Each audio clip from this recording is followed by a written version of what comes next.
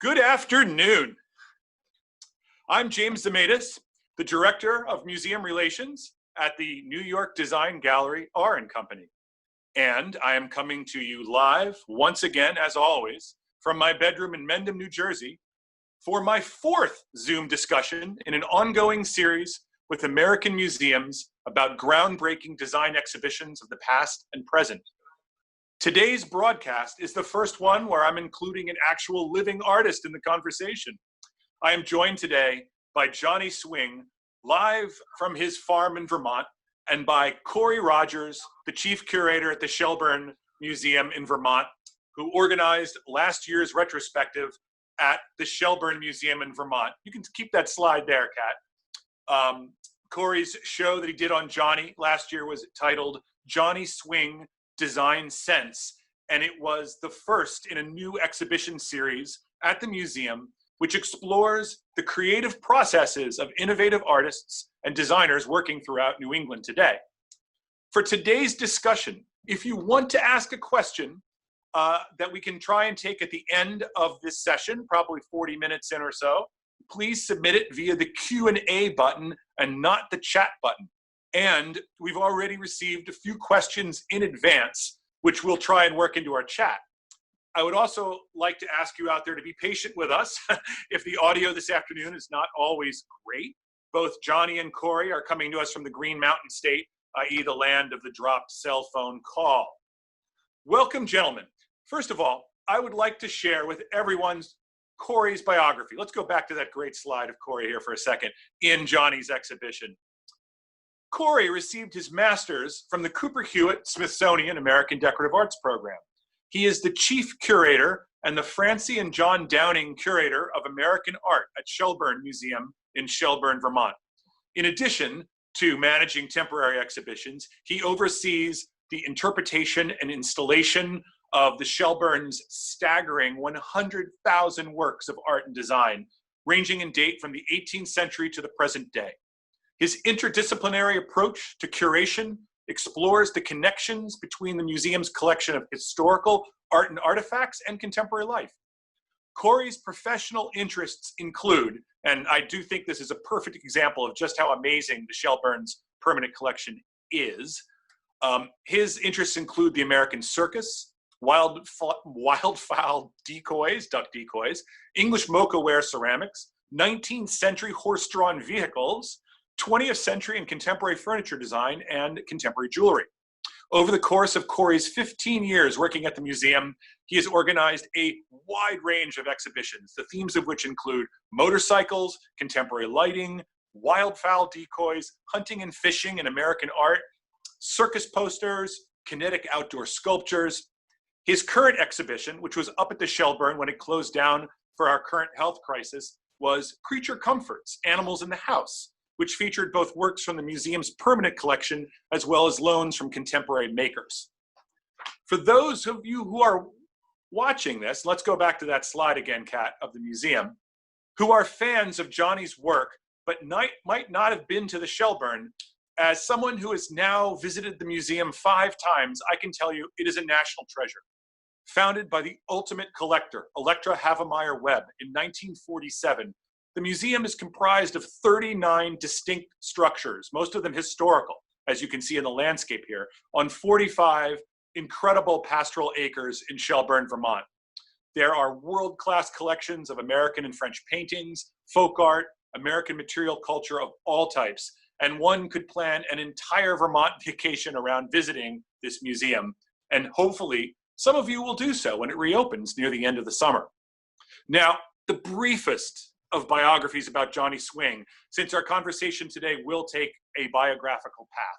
Johnny was born in Salisbury, Connecticut, and he recently celebrated his 59th birthday a couple weeks ago. He has a bachelor's in fine arts from the Skidmore College, and he attended the Skowhegan School of Painting and Sculpture in Maine back in '86. Perhaps most importantly, Johnny obtained his Class 1 structural steel welding license, number 6120, in 1990, which he carries with him at all times. We will, maybe not right now though. We will be looking at Johnny's career today, starting on the Lower East Side, where he exhibited sculptures and furniture made with salvaged industrial materials. He moved to Vermont in 1995, and the rest is history, as they say. And since then, he has been featured in museum exhibitions around the world, from Indianapolis to London to Latvia. And well, I first happened upon Johnny's furniture in the early 2000s when I was in Santa Fe, and I walked into a gallery on the Canyon Road, and I was just completely intrigued, and I started following his career. What we're looking at here dates to 2009, when I was an auction specialist at Sotheby's, and the big moment came for me when I was cataloging the collection of the late Robert Isabelle. And here we are looking at a photograph of one of the rooms in Isabelle's Greenwich Village townhouse. And there is Johnny's iconic nickel couch. It was the first time I had the opportunity to sell a work of Johnny's at auction. And because this was an estate, I placed the piece in at $15,000 to $20,000 in this wonderful single owner auction catalog. I received the phone call probably, I don't know, 2 minutes after we went online and went to press the catalog. And it was, "Who the F is this? This is Johnny Swing." And well, since then, Johnny and I have had a really lasting friendship that I treasure. And we started out on rocky ground there, but I quickly explained to Johnny how these things worked at auction. There was a huge bidding war. The work sold for over $100,000. And well, we took it from there. Next up, what we're going to do here is attempt to show a new video which was produced this spring about Johnny and his work. Why don't you start clicking on it, Kat, if you can. We'll see if we can get this thing to work. The producer of this video is Sarah Muirhead, who is Johnny's partner, and today also happens to be her birthday. So happy birthday, Sarah. And the editing and the original music score is by Joe Carano. However, we're having issues with the audio here, so we're just going to show you the images. And there you go, Johnny. Just some good old pictures from the East Village when I had a workshop on 2nd Street and Avenue B. That's my second one-person show. Sculptures on top of a building on Houston Street. Jack Nicholson sitting on my chair.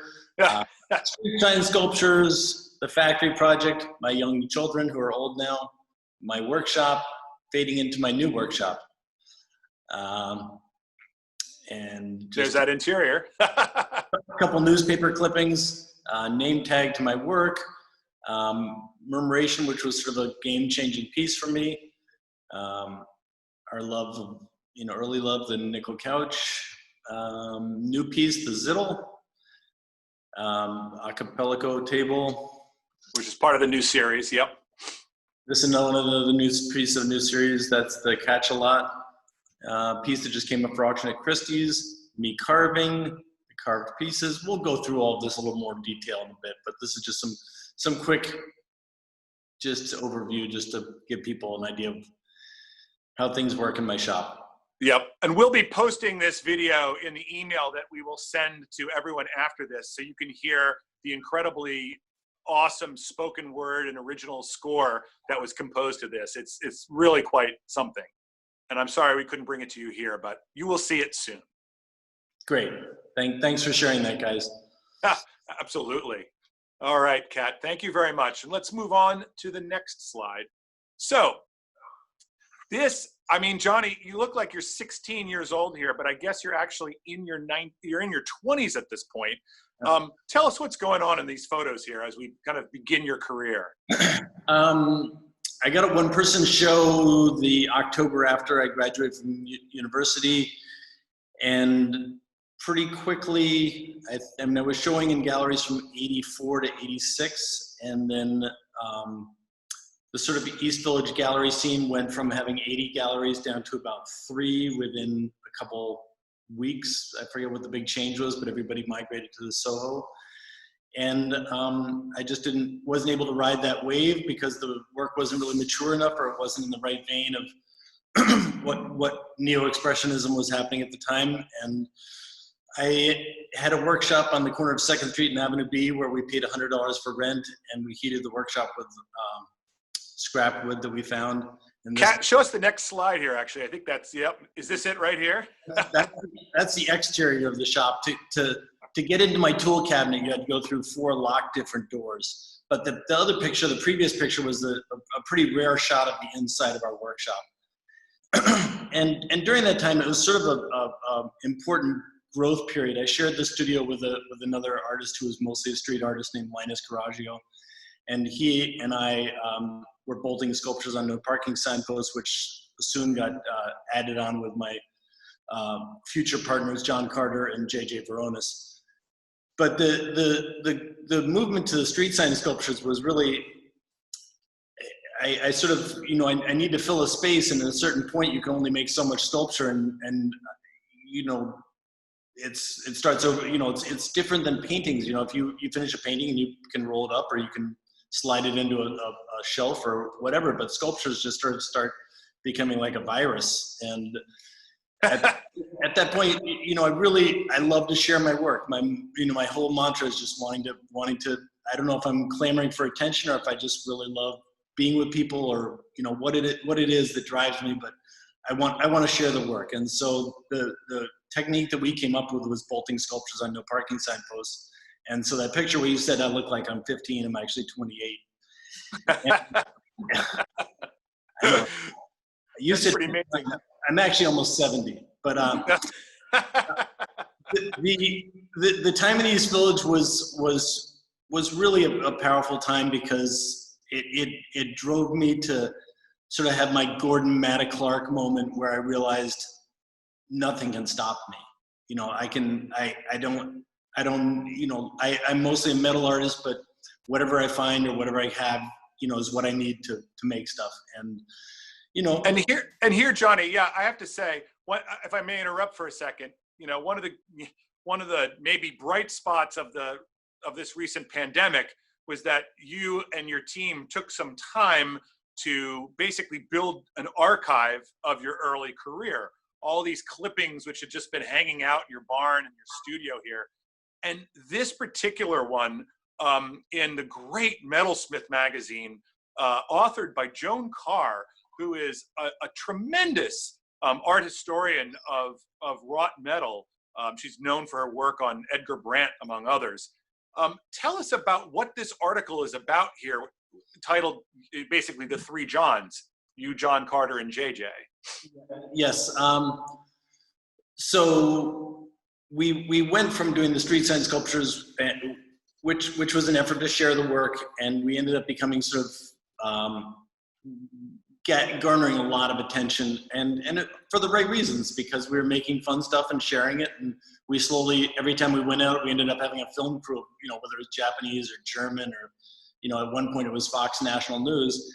And a real estate developer approached us and had said that, you know, he really liked our mantra and our style, and said, hey, I have a lobby in Long Island City. Would you guys be interested in making your sculptures in there? And we sort of thought that he was kookier than we were, but it turns out that he really had a great vision.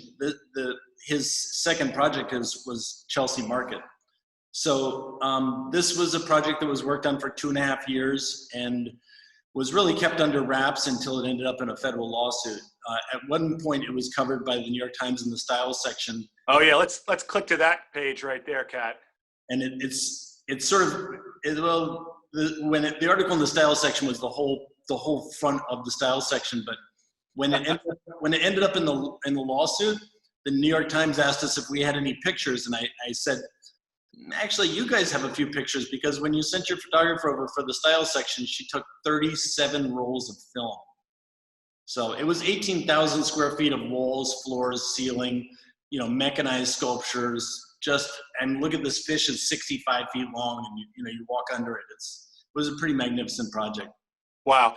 Now, Johnny, I actually had a question here from a member of the audience who submitted it in advance. And Kat, if you could go to the next slide, please. This question comes from John Veronis. Johnny, how did you discover the technique of welding coins, which leads us to where we are now? Besides the fact that that question itself is a shameless act of self-promotion, I'll accept the question. JJ is a dear friend of mine who we used to make street sign sculptures with, and I shared a studio next to him for years. And Oh, so he's the guy in the New York Times photo in the previous Yes. with John Carter.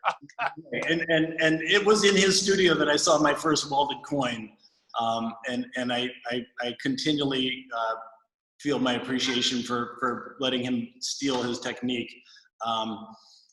Actually, JJ taught me a different lesson, which I really have been able to take home for really years, which was I'm often critical of other people that sort of see work and get inspiration from that, because I sort of feel like I'm so egotistical. I think my inspiration is all self-driven. But JJ was always really good at pointing out to me that, just because he's going to make something like somebody else's, or, sort of influenced by somebody else's work, it's not going to look like their work. And I really compliment that for, he has always been able to put his own energy into something. And that's been a good lesson for me, because, none of us live in a vacuum, no matter how. Right. I think of myself as like just, virtually a folk artist, and obviously I'm not. And to know that, if I see something I like, if I make something, if I'm influenced by it, that's fine. I'm gonna, it's still gonna be Johnny when I'm done. So right. I thank JJ more for that lesson than, that I saw welded coin. Truthfully, Tom Sachs had done it, a few years before that. I see. But here we have, of course, the penny chair, which you first made in 1992. And and all, yeah, right. So this is the coin furniture dating still prior to your move to Vermont. It too, of course, has become a star of the art market since only 3 were made. And I love this photo on the right that was captured at the Salon Fair in the booth of Nick Kilner a couple of years ago. That's Bill Murray trying out your chair right there. And obviously with this penny chair, what I love about the chair, which relates to the work that you're doing right now, is the attention to the structure. And while, of course, it's an homage to Harry Bertoia, you also can see sort of like, paths that you took, 20, 25 years later. Let's move on to the next slide here. Oh, Kat, wait, did we lose the storm? Oh, there we go. Yes. So probably your most famous work, and in one of the great settings, this is the nickel couch as it is seen in Storm King. And I actually have another question that I'm going to ask Johnny from the audience, from John Kirchner, who submitted this. When did you begin to find your style or look, Johnny? And then when did you lean into it and really gain momentum? In other words, was there a defining moment when things clicked? Well, I thought of this work here, and let's take it from there, if the nickel couch from me. It was the nickel couch. When I made the penny chair, I sort of was really, my time in New York, I was really leaning towards, being embedded in rap music and the whole hip hop culture. I was working in nightclubs, and I really sort of saw that the piece I did of the penny chair as almost a collaborative thing of like taking, Harry Bertoia's rhymes and putting my own style to it. The way rap artists take jazz and speak over it, and it ends up working. And a lot of people saw that chair and sort of insinuated I didn't have my own ideas. And I was like, wow, it doesn't seem to me like you're getting it. And that happened enough times that I sort of was like, F you, I can make my own shit. And, yeah. I have no problem, using this technique to come up with my own shape. And I carved using urethane foam, this is one of my only pieces using urethane foam as an initial mold material. And it's a long process from the point of having the original idea till final product with legs you can sit in is sometimes more than a year. In my latest piece, it's almost 2 years. But when this piece came out of the mold, before it got the legs and the structure on it, it really, the story and the memory that reminds me is that it's almost was like a dolphin surfacing out of the water. It was so glistening and beautiful. And my wife at the time just, she saw it and said, that's $1 million piece. And we're getting there for sure. Let's move on then to the next slide. Obviously, fast forward now another 12 years, You have a very big gallery career going on now in New York at this point. You're on the secondary market already, which was quite unusual for, putting you really, quite frankly, in the pantheon of Newson and Arid at the time. And your previous solo gallery show, prior to the one that we're planning right now, was called Murmuration at the Gallery Sebastian Barquette in New York in, what was it, 2012? Yep. And yeah, and that's what we're looking at right here. The culmination. Go ahead, Johnny. Sorry. No. I just Murmuration on this piece was really sort of my most magnificent work to date. It's 11.5 feet, and it's sort of, most of my work originates around a single seating position, and this is more of a like almost mocking cedary in a sense, because it comes down to this spoon-like shape that almost is about scooping up people. And I've had this at a restaurant where 3 separate families, a total of like 9 to 12 people are crammed in on it. And it makes me so happy, because that's sort of the way it was intended to be used. But also the pattern and the shapes of, have this whirlpool, eddy, sort of sexy movement, graceful aspect to it that really is mimicked in the term of murmuration, which is to describe either fish or birds that are moving in groups and patterns. And if you watch those videos online, and there's a lot of them of murmurations of swallows, they literally look like they're making coin furniture. I could take snapshots and really use them as my 3D models to move forward from them. And it's so gorgeous. And it brings up an important point in reference to my work, which is my work mimics nature in some ways, but in no way am I ever trying to be more beautiful than nature, because it's not a battle I'm going to win. So. Well, the one thing that you said there, Johnny, also is an excellent segue now, is the idea that, of course, this is a monumental work. And your work at this point was big in size as well, in many cases. And, well, then in 2016, my gallery that I'm at, R & Company, we began representing your coin furniture. And we started talking about sort of flipping it on its head and looking at producing smaller works that had more flexible arrangements in terms of how they could be used in the home or outside, which brings us up to the Storm King bench that we see here. And it is here where I want to bring in Kory Rogers, who has been patiently listening in all this time at the Shelburne, in that this really here is the first encounter between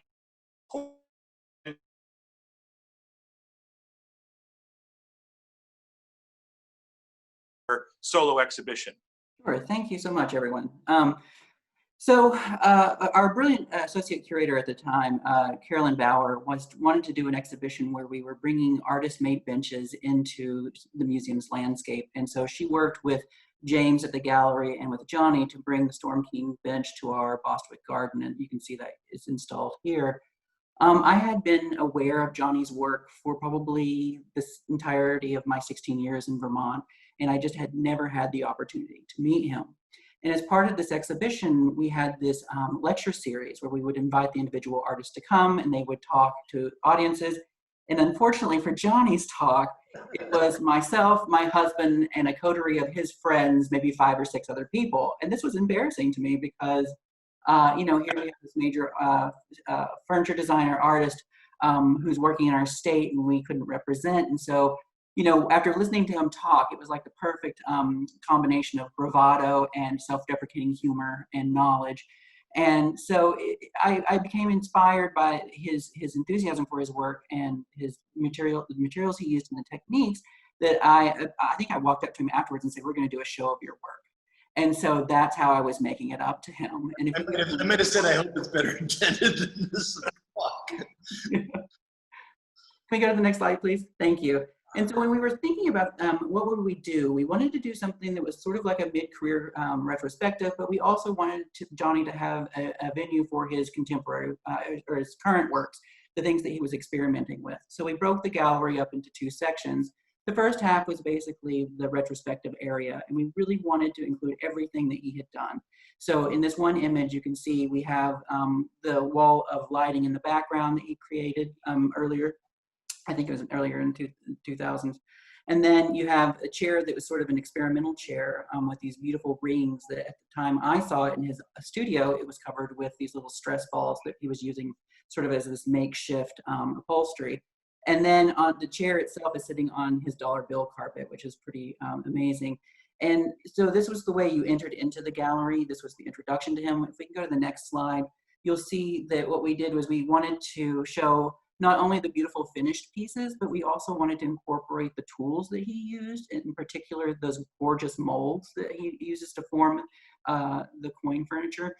I remember walking into his studio on one of my visits and seeing this room of nothing. There's a storeroom of nothing but these molds, and they just reminded me of Noguchi and just the beautiful color, earthy tones. They're great organic shapes. And so that sort of inspired us to then look at the way he developed his process. And you'll notice along the proper left of the screen there, you'll see this shelf. And on the shelf, it's sort of hard to discern, but those are actually these aluminum foil models that Johnny makes by hand. And this is how he works out the forms for his furniture. So we really need to include those. But when you work with Johnny, and James, you can attest, and everyone at Art, I'm sure can attest, he's a font of ideas. And so he came up with this idea of creating this whole new shelving system just specifically to display these pieces around the gallery. And so we were very happy to have, these new designs included in the exhibition.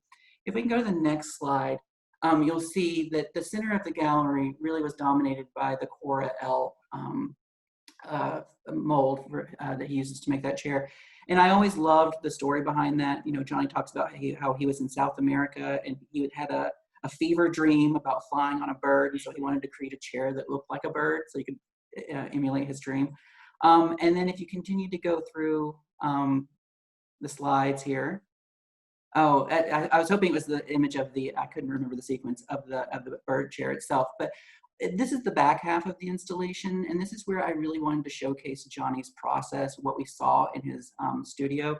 You're seeing a group of chairs there that Johnny created specifically. It's the different iterations of this one chair design that he created for a restaurant locally. It was called the Fat Crow, and the original restaurant had burned to the ground, and Johnny was invited by the owner to completely design every aspect of the building itself and the furnishings, and Johnny did an amazing job. He even organized a meal for me and my team when we came down to visit when they had not yet opened. It was a wonderful experience. On the other side of the screen, you'll see this row of, you can keep going forward. You'll see a row of chairs in the background. This is sort of the evolution of Johnny's use or repurposing of materials. You can see there's an I-beam that's turned into a chair. There's a flywheel for a valve. That amazing chair that I was sitting in that really embarrassing photograph that we included for my bio.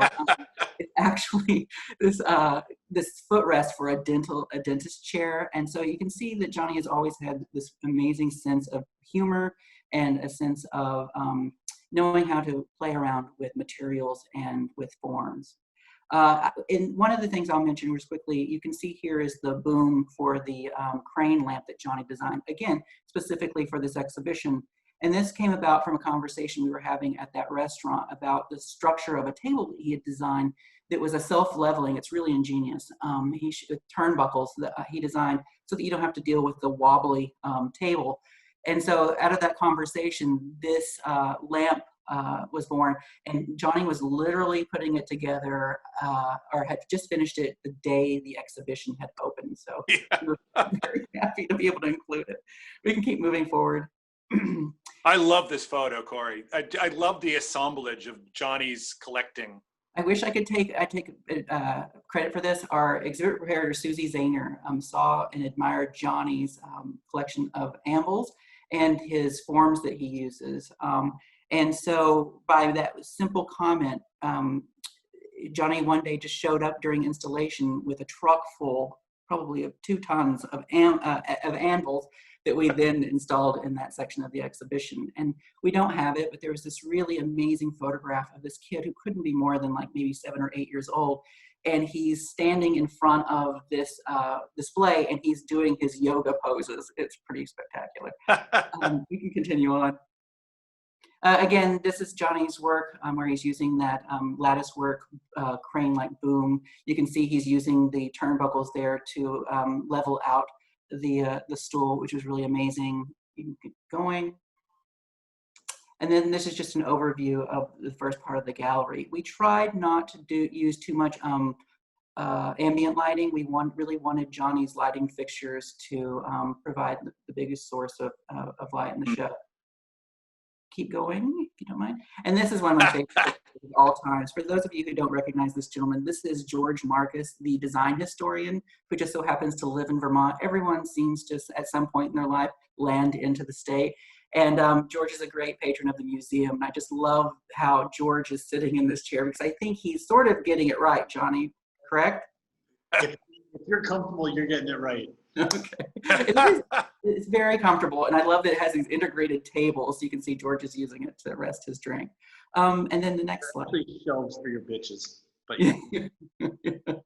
and then, you know, what was really amazing for us in Vermont, the whole point of this show was to expose our community, which is in northwestern Vermont. It's not a large community, but we wanted to showcase the work of a local talent, so to speak, and we wanted people to see what, you know, great design looks like, great contemporary design. And it was really interesting to watch people just sort of examine Johnny's pieces as if they were a furniture expert. They were trying to figure out, how was this made? You know, is it really coins? And it was really magical to watch people sort of engage their own curiosity. Actually, Kory, it's funny.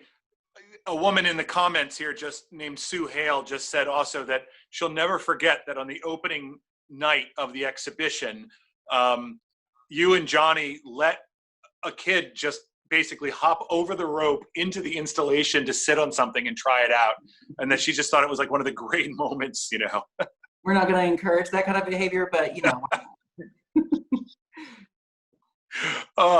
And yeah, I mean, again, what I loved about the exhibition myself was the idea that, you know, Johnny's work is the perfect kind of work for the Northeast museums like the MFA Boston and RISD Museum and their Have a Seat programs where they, you know, integrate actual and accession works of furniture into their collection that people can use. And what I loved about this is that you allowed people to do this in the lobby apart from the exhibition.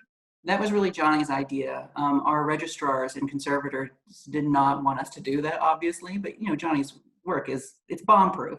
And I think that it added another layer of engagement for our visitors. They could experience it for themselves, because I think if you just saw them on a pedestal, you would keep wondering, is it actually comfortable? And what people were discovering is that Johnny pays you know, a huge amount of attention towards ergonomics and comfort. And so they got to experience it for themselves. And I know that that's something that they'll carry with them going forward.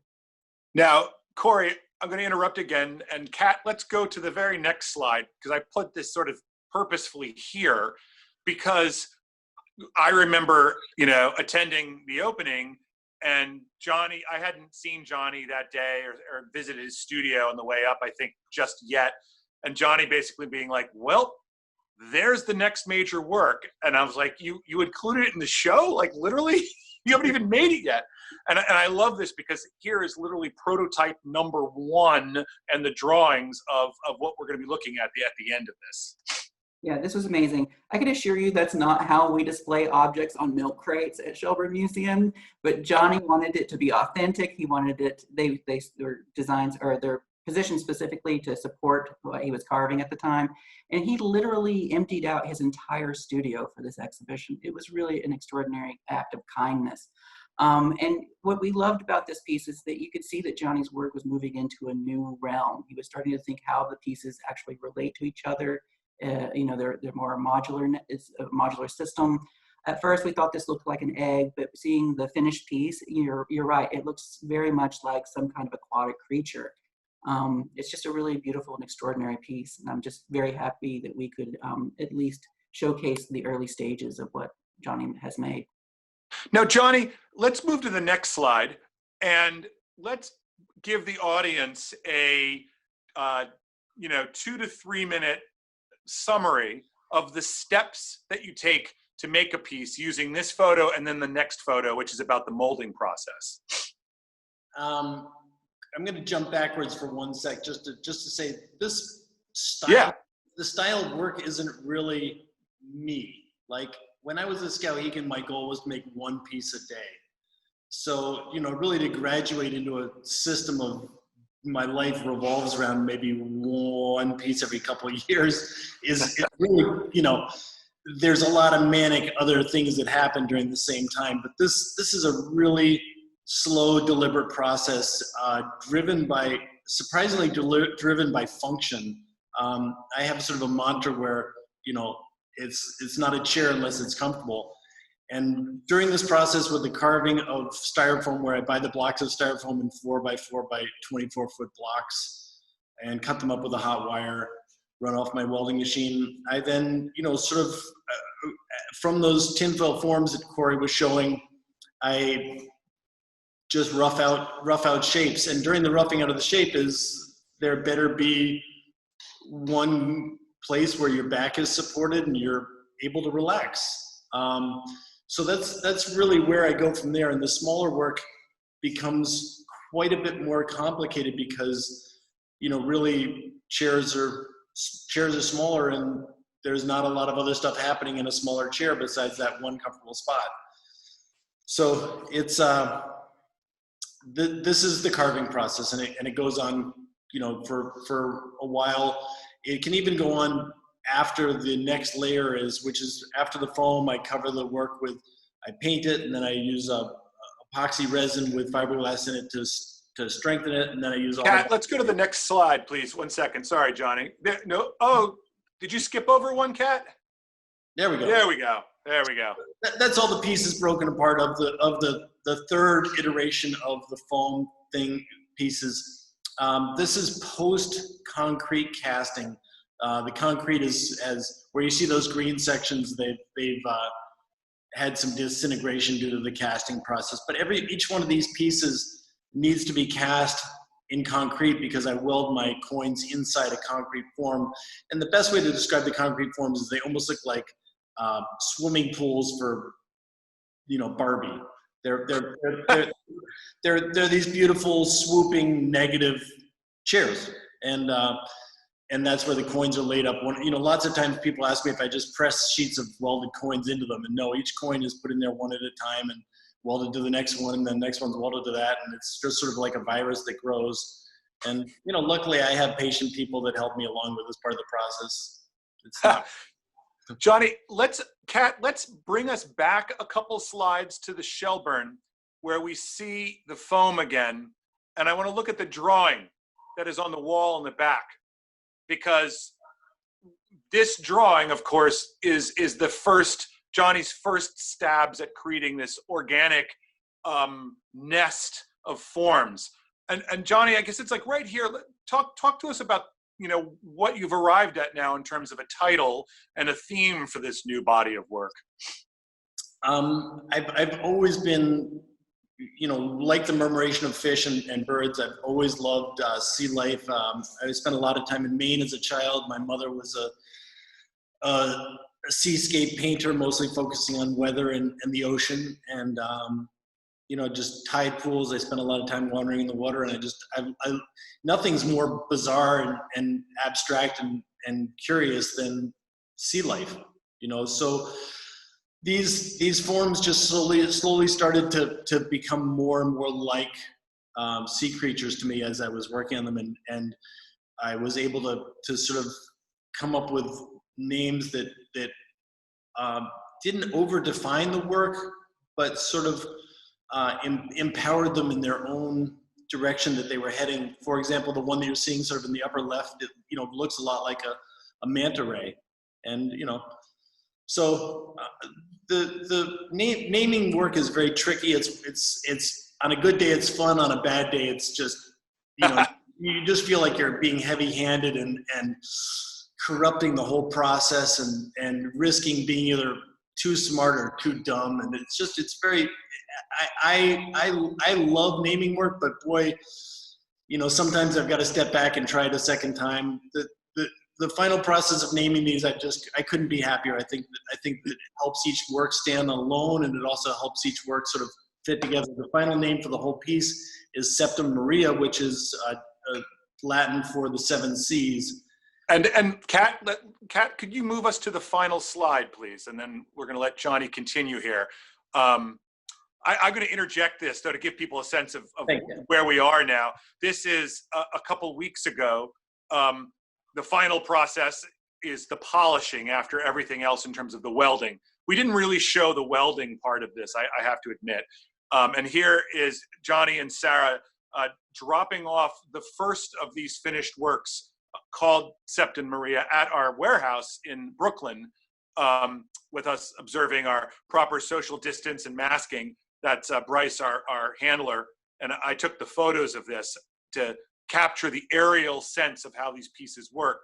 And of course, one issue we've been talking about with Johnny was the idea of creating this entire organic work of art, but then also allowing these works to be individually sold or individually commissioned. And you could take this and as it is, or you could spread it out in a much larger setting. Back to you, Johnny, about the titles and everything else as well. So as I was saying earlier, the only thing harder than making a big piece of furniture is making a small piece of furniture. Yeah. the liberties that I'm offered are so limited because, if my sort of definition of what I'm trying to do is to make a comfortable place to sit, if you make it smaller, you still have to have that comfortable place to sit, and then where are you expressing yourself? Where are you showing? Where are you giving the viewer a place to dream, a place to expand their mind, a place to go beyond the moment of sitting? Which most of my work is really tactile, where I don't know anybody that doesn't sit in the work and sort of have this incredible physical experience of just their hand starts moving around on the surface of the work. So what was interesting for me is that I sort of made a commitment to make these things really gestural and dynamic and accepting of their sort of new place, which was accommodating the smaller options, but that they also did things. They all have this sense of life to them, where they either look like they're moving or about to leap, or they're surprisingly gestural individually. I'm going to sound arrogant again, but I'm not often surprised by my own work. I'm often delighted. I like everything I make. I'm happy with what I do. But when I started to observe these pieces alone in a finished state, I was sort of most expecting to be like, oh, I want them to be with their friends, or oh, they really need their sister next to them. And the first one I finished, I put it off to the side. I'm like, oh my God, that thing's hilarious. That thing makes me happy. That thing actually does stand on its own. And that's sort of where I was like, okay, there's hope in this project. There's really, we've got something here. Because to create a body of work of 7 new pieces that aren't dependent on each one individually was really, a risky one for me. I do now see these as individual pieces, or ones that can become comfortable with one next to it, and not just sort of be like, oh, that's just a letter of a complex word. So, yeah, and obviously, we have not yet professionally photographed the finished masterwork here, and I know we're looking forward to, at the gallery over the summertime, being able to explore each individual piece from many angles to see, the thousands of hours that went into the construction of the pieces in preparation for our solo exhibition with you this fall. I have a question from a very young woman named Sophia Carter that I think will allow you to discuss what has changed also when it comes to the surface and the tactility of the coins themselves. Sophia's rather cheeky question is, how much does capitalism have to do with the material choice?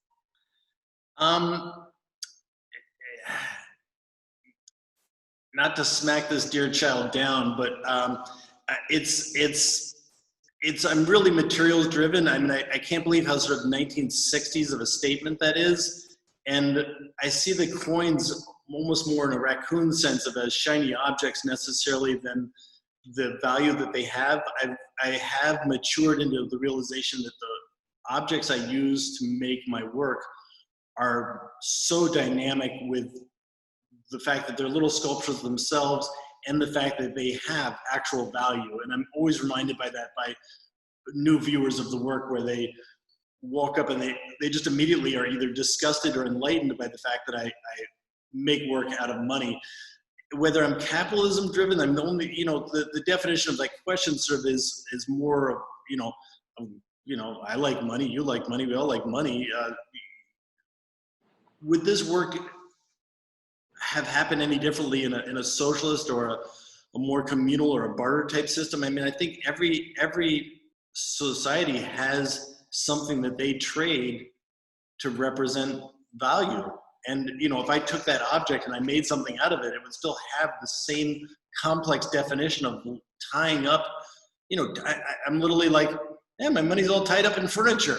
Like there's just sort of like, there's just so many ironic aspects to the fact that I'm using coins. I'm not sure if capitalism, which now is getting such a bad word of being, I think capitalism, with what's going on in our country it sort of is a dirty word, and capitalism, in a pure capitalist situation probably is not so bad, but we have so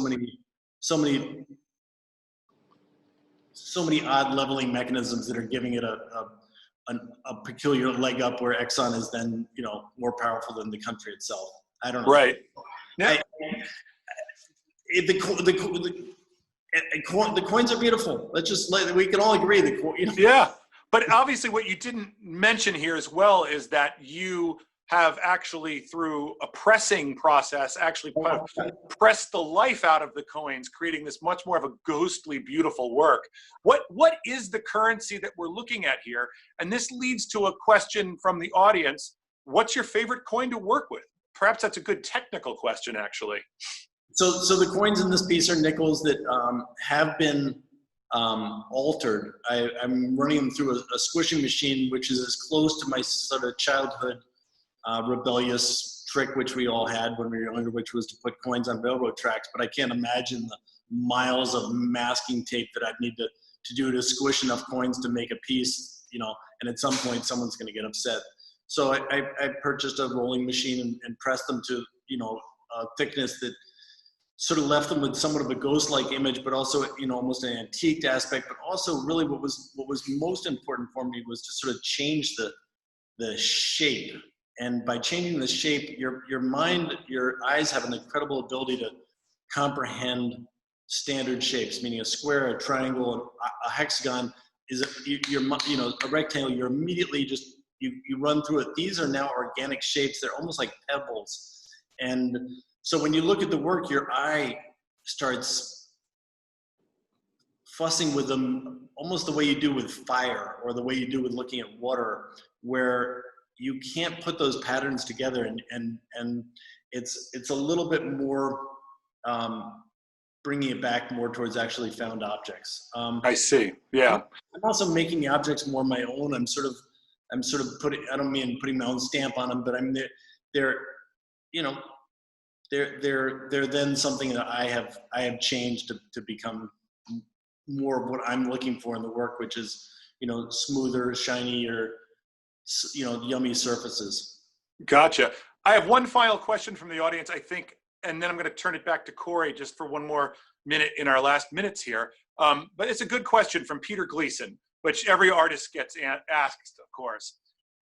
Quote, looking at Johnny's work, I see Bertoya, Paul Evans, Zaha Hadid's wonderful flowing lines, and the quality of E.J. Ruhlman, the great French cabinet maker. Who are Johnny's influences? What are your influences? Well, Peter, beautiful cars from the 50s and 60s. My experiences are more sort of, I certainly grew up loving Calder and Joan Arp and Henry Moore, you know, these sexy shapes and Brancusi. But the work really is more driven from you know, say a turn or a carved turn that you make skiing, or you make riding a motorcycle, or that, you know, even watching an animal run through the pasture. It's sort of that arc that is not predictable. It's this push and pull, this flow, this ebb, this feeling of water where there's sort of natural beauty attached to it. I'm not so arrogant as to say that I'm doing this in a vacuum and I haven't seen beautiful work that has helped drive me in the direction I'm at. But I do not. I love everybody's work. I mean, you know, some more than others, but really, Yeah. I can't help but look at a book of Joan Arp and go, shit, I must have looked at that a lot as a kid. I mean, I'm in a room right now with paintings that I did in the mid '80s, and you know, the work still has some similarities to the work I was doing then. So, you know, this is something that's been carrying through. These shapes have been carrying through in my mind. This sort of swoopy line, push and pull, flowing forms. You know, somewhat breast-like, somewhat woman derivative, somewhat drips of milk from, you know, say cereal, you know, on cereal boxes when they'd show the milk splattering on the cornflakes. Right. You know, it's that same sort of animated, there's a powerful feeling towards movement that's captured. And that's sort of what I'm got going a little bit. And I got another great question. I'm going to sneak this one in from Ellen Peck, because it goes back to what you were just saying right now about like the milk, you know, dripping from a cornflake. She's been thinking about your comments about, you know, your early days, and how you were kind of thinking along the lines of rap and hip hop infusing jazz in your early years. What music, Johnny, are you listening to these days? And is there a soundscape that accompanies you when you're at work?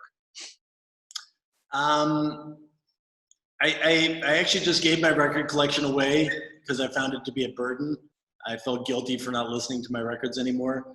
I'm really spoiled by Pandora. I can't believe how many of my Pandora stations always end up playing Jack White in the end. But mostly, really, I'm listening to jazz. You know, that's my record. The only records I have left are jazz records, which is it's sort of like learning to like wine. When I listened to jazz in my 20s, it was like nails on a blackboard for me. And it is sort of the only thing I can have going on in the background that seems to help the work push forward in a way where there's a couple of different things happening with the work right now, where on these new pieces where these sort of like these swoopy, bulbous, sexy forms, and then there's these like speed lines holding them up where they look like they're, you know, leaping out towards you. So, you know, that does pull back to jazz. I mean, I certainly have a love of disco and house music and early rap, really sort of ending at like about 93. Really Two Live Crew and Public Enemy. Public Enemy, I think, is one of the greatest bands ever. They were the first bands to mix jazz in with rap, but they were, you know, an NWA. But basically, those three bands of Two Live Crew, NWA, and Public Enemy sort of were the beginning of the end, where they transferred from being these graffiti-like ego statements that had a grace and a poise and a joy to them, to just easing into pure violence. And well, I'm a huge Public Enemy fan, yeah. And we're at the end of our time, unfortunately. I want to bring in Kory one more time here to say, you know, on behalf of the gallery, R and Company, you know, we were so thrilled that you, you know, worked with Johnny on this absolutely mind-blowing exhibition last year, and we really look forward to future collaborations with you. And obviously, you know, we you know, as has been discussed already privately by us, you know,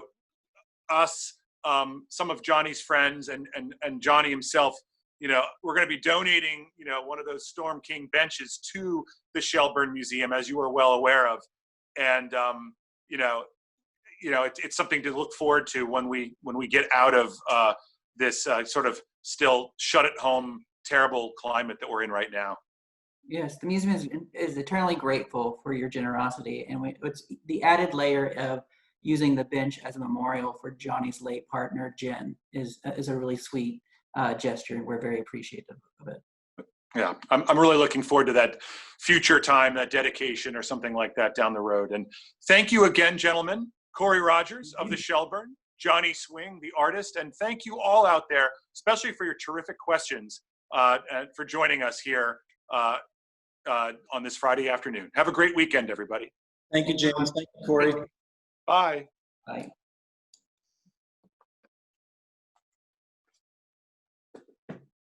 Boom. Ugh. So are we supposed to be on?